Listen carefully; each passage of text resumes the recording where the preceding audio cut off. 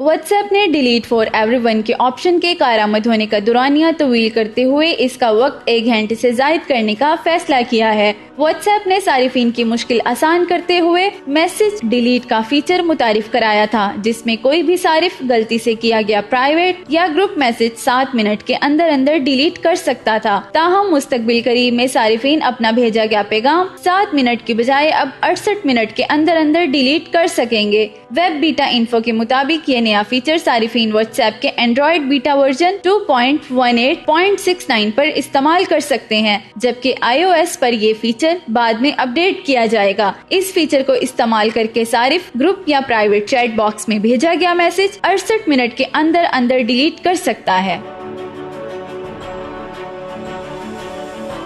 मजीद इस तरह के इंफॉर्मेटिव वीडियोस देखने के लिए हमारा फेसबुक पेज जरूर लाइक कीजिए। अपनी मेजबान अनसब नाज को इजाजत दीजिए। अल्लाह हाफिज।